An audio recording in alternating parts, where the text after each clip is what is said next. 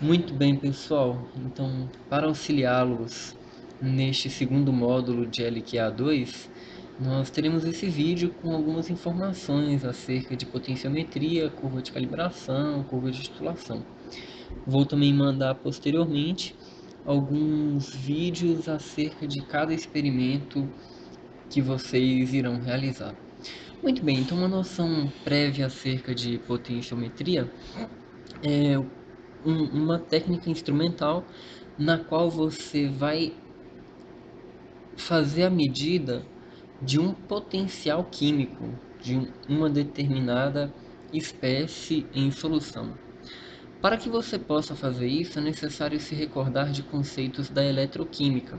Então, já dei uma revisada aí: oxidação, redução, potenciais de oxidação, potenciais de redução. Como vocês podem observar aí na figura, um sistema de análise a partir de potenciometria simplificado. Você vai precisar de pelo menos dois eletrodos, um no qual vai ocorrer o processo de oxidação e outro no qual vai ocorrer o processo de redução, e um medidor de potencial, que seria o equipamento, o instrumento de vocês, que vai lhe informar qual que é a voltagem do seu sistema. Quando você analisa uma solução a partir de uma técnica potenciométrica, você está mensurando a diferença de potencial que existe entre o seu cátodo e o ânodo, ok? Um ponto importante de se observar é que nas técnicas potenciométricas não há corrente elétrica, então não vai ter reação química acontecendo.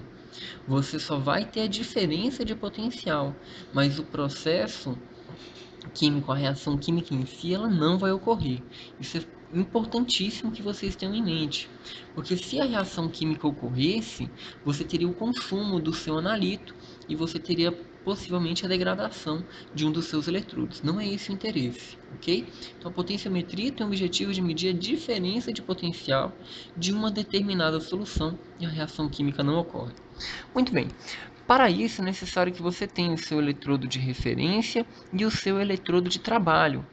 Como o nome já é sugestivo, o eletrodo de referência vai ter um potencial químico padrão e vai ser fixo, ele não vai variar, ele vai ser constante, vai ser a sua referência. Então você tem esse potencial químico que não varia de forma alguma. E você terá o seu eletrodo de trabalho, que vai identificar a presença do seu analito, ok? Então você tem um eletrodo de DDP que tem um potencial químico fixo, e o eletrodo de trabalho, que vai ter o potencial químico variável. Os principais eletrodos de referência de calomelano e prata cloreto de prata. Existem diversos, vocês vão estudar isso com maior detalhe lá em análise instrumental ou até na disciplina de Química Analítica 2. Se vocês tiverem curiosidade, deem uma olhada no livro do Skug, Princípios de Análise Instrumental ou Fundamentos de Química Analítica. Ambos vão trazer uma abordagem para vocês acerca de técnicas potenciométricas, ok? E o eletrodo de trabalho? Para os nossos experimentos, nós vamos trabalhar com dois tipos: eletrodo íon seletivo e de vidro combinado. O íon seletivo já nos indica que você vai selecionar o tipo de íon que será detectado pelo seu eletrodo. Então você terá um eletrodo especial, específico para identificar um determinado íon, cloreto, fluoreto, sódio e assim por diante, entendido? E o eletrodo de vidro combinado vai detectar a presença da espécie H+ em solução. Então a ideia da técnica potenciométrica, para a gente fazer um resumão aqui: você vai ter uma solução. Nessa solução você vai inserir o seu eletrodo de referência e o seu eletrodo de trabalho. Vai existir uma diferença de potencial entre o eletrodo de referência e o eletrodo de trabalho. O seu eletrodo de trabalho ele vai ser específico para um determinado analito. E, de acordo com a concentração do seu analito, você vai ter uma diferença de potencial diferenciada. Então, você vai identificar a presença do seu analito pela diferença de potencial medida pelo equipamento. Essa é a ideia geral. Como assim, Alan? O que vai fazer com que a diferença de potencial mude? Dá uma olhada aqui nessa figura. Lembrem-se da equação de Nernst, no qual você vai ter um potencial padrão de oxidação ou redução para sua espécie química, e o potencial real vai ser dependente da temperatura do sistema, é claro, e da concentração da sua espécie química. Pois bem, então se você tiver uma concentração diferente da concentração padrão, recordem-se que a padrão é 1 mol por litro, você terá um potencial diferenciado. Ora, à medida em que você varia a concentração de uma determinada espécie, para o nosso caso, a concentração de H+, você terá um novo potencial. Então, um novo potencial em relação ao eletrodo de referência. Lembrem-se, eletrodo de referência tem concentração fixa. Então, você varia a concentração da espécie química que você está tentando determinar, vai variar o potencial químico dela na sua solução e, consequentemente, vai variar a diferença de potencial do seu eletrodo de trabalho em relação ao seu eletrodo de referência. Dessa forma, você consegue determinar a concentração do seu analito. Fechou essa ideia de técnica potenciométrica?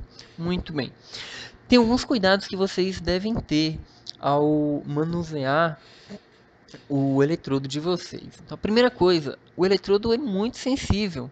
Vocês têm que tomar cuidado para evitar choques da extremidade do eletrodo, que é a região que vai identificar o seu analito, com a parede do Becker, com o agitador magnético que estiver na solução. Então, muita atenção, muito cuidado, é muito sensível para que você não danifique. Uma vez danificado o eletrodo, a sua recuperação é muitas vezes impossível e, por hora, também inviável.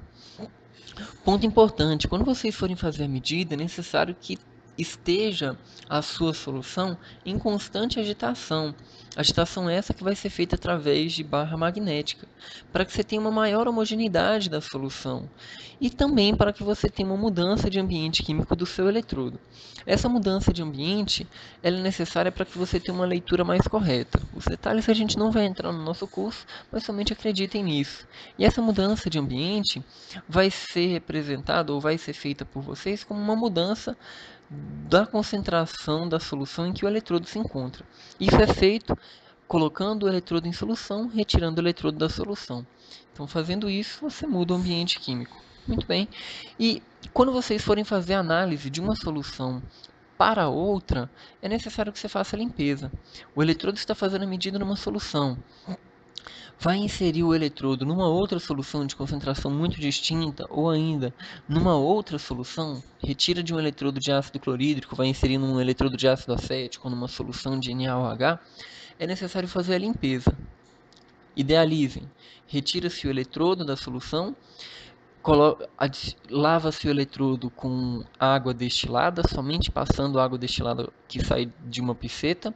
Com um papel macio, você delicadamente vai remover o excesso de água do seu eletrodo e, na extremidade, que é onde ocorre a identificação do analito, muito cuidado, somente apalpe a ponta do eletrodo.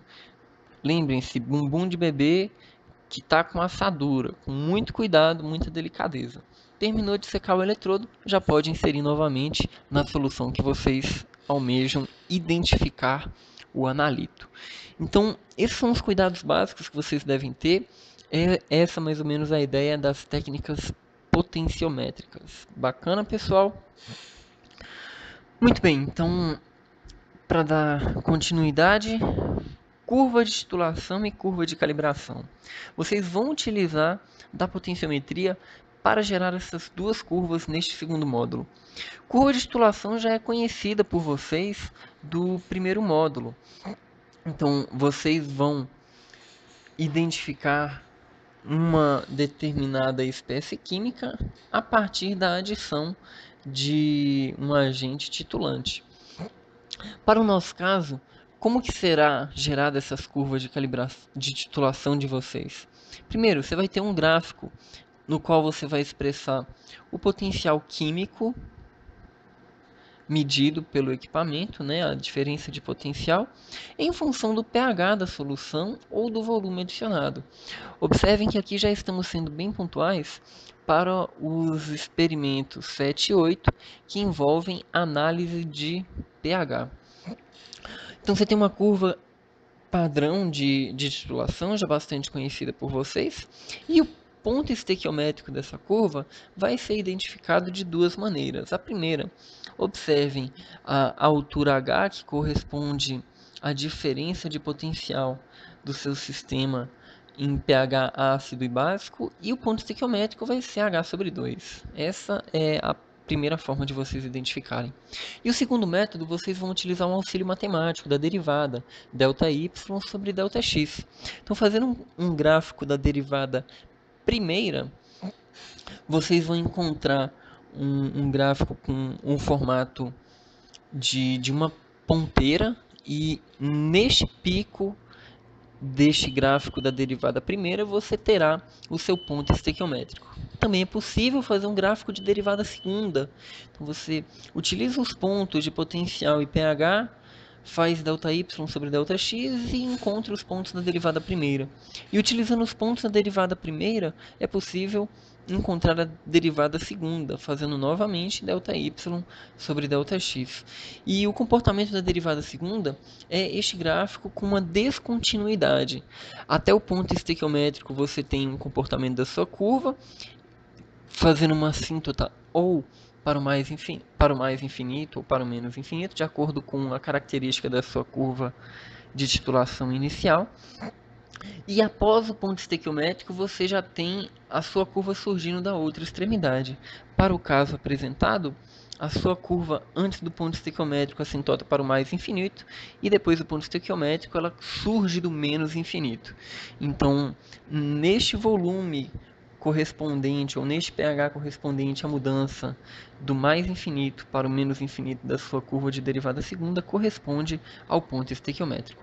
Observação, pessoal, nessa curva de titulação vocês vão tirar a concentração ou a informação que vocês desejam do experimento diretamente a partir do gráfico. Você não vai ter que fazer nenhuma outra manipulação matemática e tudo mais. Você olhou para o gráfico, você já tem condição de extrair qual que é a concentração ou etc e tal do ponto de vocês.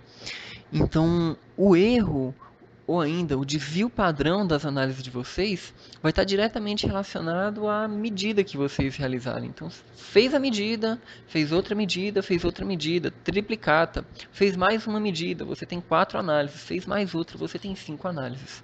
O desvio padrão deste experimento vai ser dado simplesmente pelo desvio padrão que vocês já estão acostumados a trabalhar para medidas quaisquer. Então, é como se fosse uma titulação normal mesmo. A diferença é que está sendo feita com auxílio de um equipamento, ok? Já é diferente da curva de calibração. Dê uma olhada aqui.